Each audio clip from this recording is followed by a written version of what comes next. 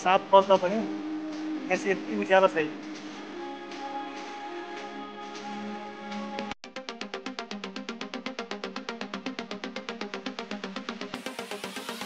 So hello and hi everyone, welcome back to my channel.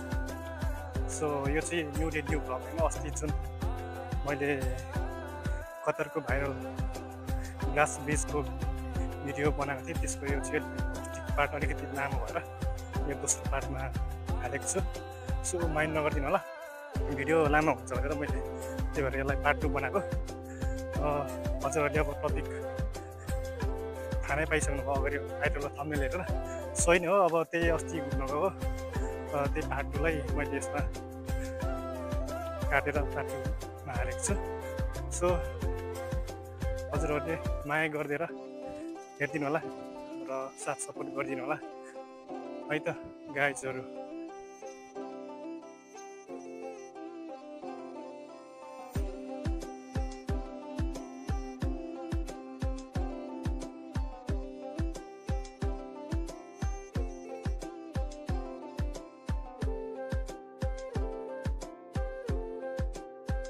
आज दाजुहरू हराउनु भयो, एक्लै परेँ म।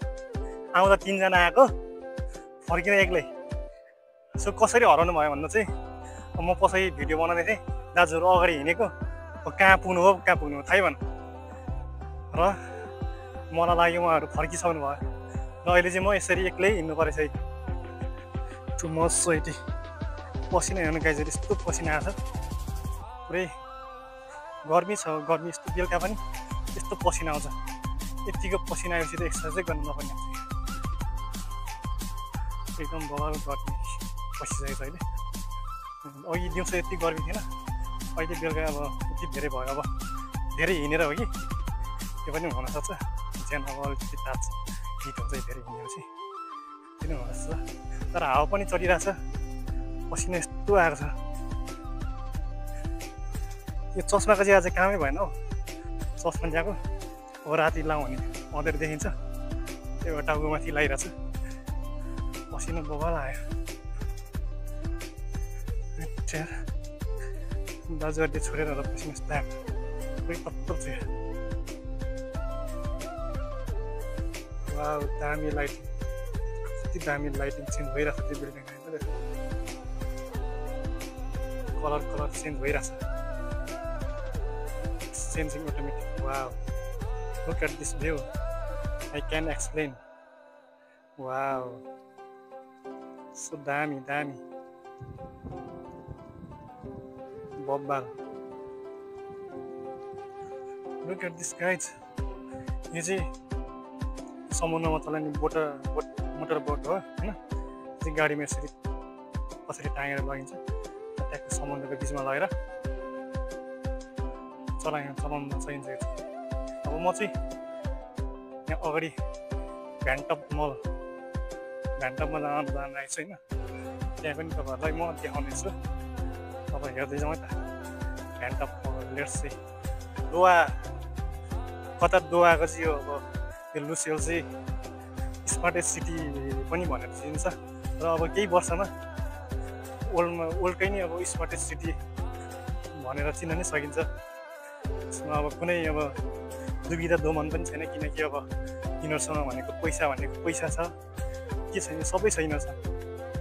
त्यही भएर विकास चाहिँ यहाँ एकदम तीव्र गतिमा गरिरहेको छ यिनीहरूले।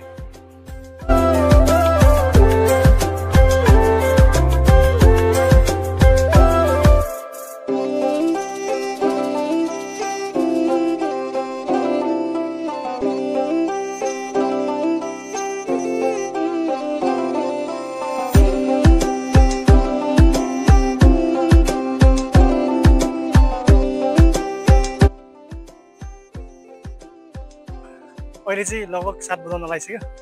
7 बज्दा पनि यहाँ चाहिँ यति उज्यालो छ, पुरै दिउँसोको 3-4 बजेको जस्तो उज्यालो छ। पुरै लाइटले गर्दाखेरि एकदम उज्यालो छ यहाँनिर चाहिँ।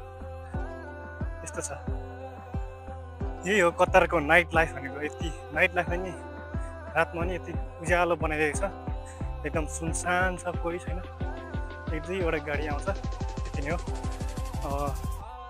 यसरी हिँडेको कोही पनि हुँदैन प्रायः सबै गाडी नै गाडी हिँड्छन्। अब चाहिँ म यो अघि परबाट हजुरहरूलाई देखाएको यो भ्यान्टप मलको नजिक आएको छु, जुन तपाईँहरूलाई मैले भाइरल पुलबाट देखाएको थिएँ नि त्यो यहाँनिर त्यसको फेदैमा आइसकेको छु म। यही हो 4वटा बिल्डिङ, यो अग्लो अग्लो छ, यसरी क्यामेरा चाहिँ जुन भएको छ क्या, जुन भएको छ यो अग्लो छ। सो फाइनल्ली म चाहिँ यहाँनिर आइसकेको छु, हजुरहरूले देख्न सक्नुहुन्छ। यो अग्लो पर टावरबाट देखिने प्लाजा मल चाहिँ एकदम बवाल छ। 4वटा बिल्डिङ रहेछ, लाइट चाहिँ त्यहाँबाट पास भएको हुन्छ, त्यो भएर यस्तो लाइटिङ दिने रहेछ। यो प्रत्येक यस्तो रहेछ, अनि यो 4वटै बिल्डिङको साइडमा त्यो भएर यस्तो देखाउनु हुँदैन।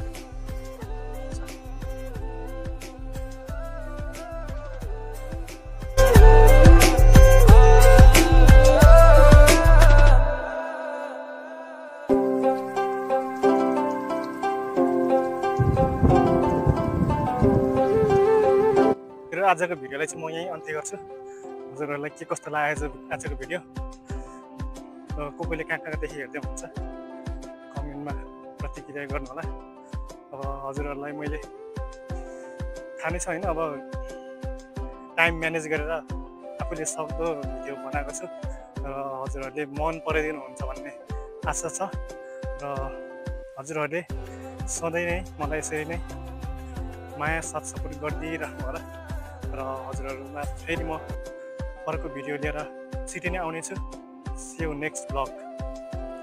ब्याकग्राउन्ड हेर्नु है गाइजहरू, त्यो हजुरहरूले देखेर्नु ब्याकग्राउन्ड दामी हो आएको होइन। Okay, meet you next vlog guys, by.